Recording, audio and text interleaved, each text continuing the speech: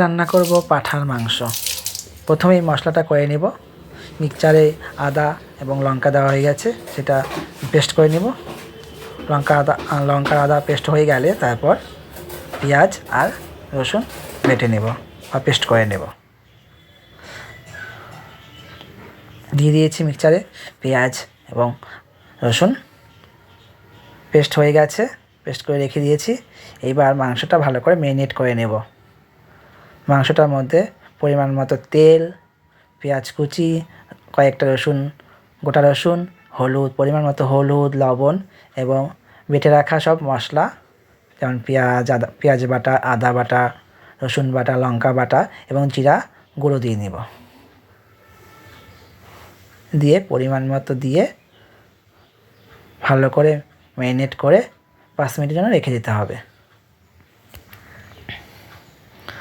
বলা হয়নি একটি কথা, আজকে ছিল মাদার্স ডে, সেজন্যই বলছিলাম আজকে রান্নাটা আমিই করব। মা যেহেতু প্রতিদিনই রান্না করে, তাই মাকে বলছি, মা তোমার আজকে ছুটি, আজকে আমি রান্না করে তোমাকে খাওয়াবো।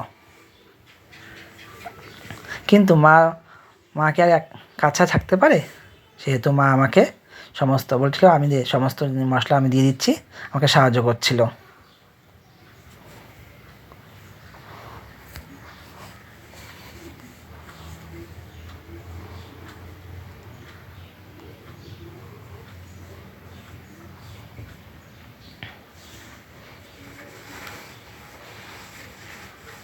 মাকে বলছিলাম যেহেতু পাঁঠার মাংস, সেহেতু আমি আলুগুলো ভেজে নিব না, কাঁচা আলুই আমি মাংসের সঙ্গে ভালো করে ম্যারিনেট করে রেখে দেব, কেননা ভেজে নিলে আলুগুলো গলে যাবে। সব দেওয়া হয়ে গেছে, এখন ভালো করে মেখে নেব। মনে হচ্ছিল তেলের পরিমাণটা একটু কমে গেছে, মাকে বললাম আর একটু তেল দিয়ে দাও, এবং তেজপাতাও অ্যাড করা হয়নি, তেজপাতাটাও দিয়ে দাও।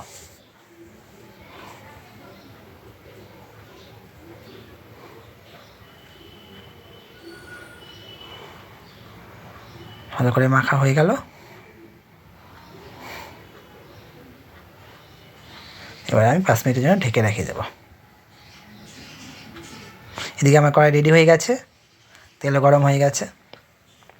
ফোড়ন হিসাবে দিয়ে দিব গোটা গরম মশলা আর গোটা জিরে।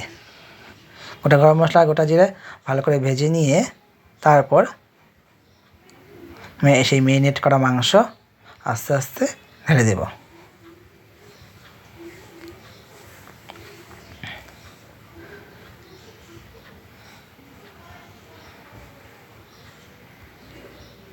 আজকে সকালে বাজারটা আমি করিনি, সকালবেলা ব্যস্ত ছিলাম আমি, তাই ভাই বাজারে গিয়েছিল। বাজার থেকে মা যেহেতু চিকেন খায় না, সেহেতু মার জন্যই পাঁঠার মাংস আনা। ভাই এনে সমস্ত রেডি করে দিয়েছিল। রেডি করতে বলতে সমস্ত পেঁয়াজ, রসুন, আদা সব ভাই রেডি করে দিয়েছিল।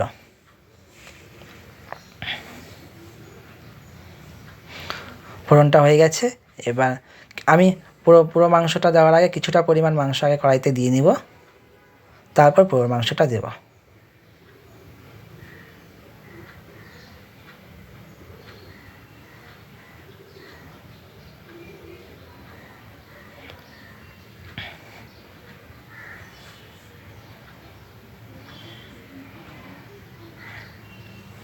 পুরো মাংসটা দিয়ে দিলাম।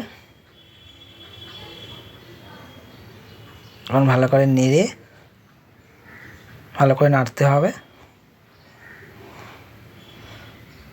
অবশ্য আগের থেকেই মশলা সমস্ত অ্যাড করা ছিল, আর মশলা ভালো করে মাখানোও ছিল। ভালো করে নেড়ে অল্প ঢেকে দেব।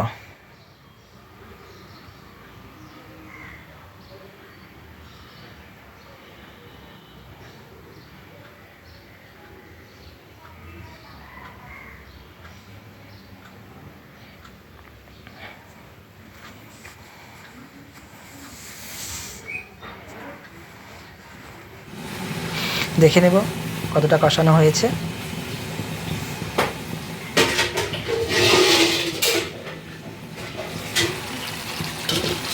দেখে মনে হচ্ছে অনেকটাই হয়ে এসেছে, গন্ধটাও ভালো বেরিয়েছে।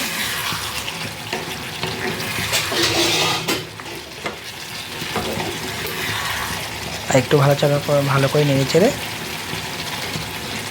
আর 2-3 মিনিটের জন্য ঢেকে দেবো।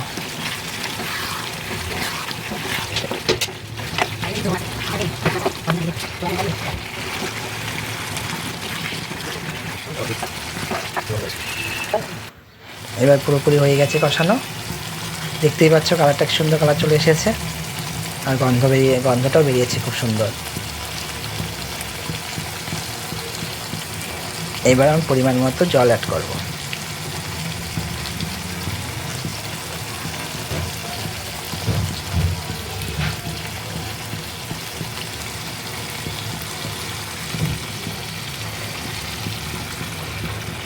জল অ্যাড করলাম, একটু ভালো করে নিয়ে ছেড়ে আবার 5 মিনিটের জন্য ঢেকে দেব।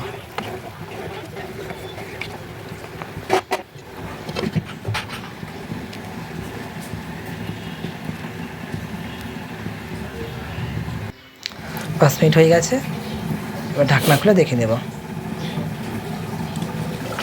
দেখে মনে হচ্ছে মাংস প্রায় রেডি হয়ে এসেছে। তখন শুধু আমরা অ্যাড করব গরম মশলা গুঁড়ো। গরম মশলা গুঁড়ো অ্যাড করা হয়ে গেল, আর নাড়ে ছেড়ে নামিয়ে দেব। মা যেহেতু পাঁঠার মাংস একটু ঝোল খেতেই পছন্দ করে, তাই জন্য আজকে আমি একটু ঝোলঝোলই রান্না করলাম।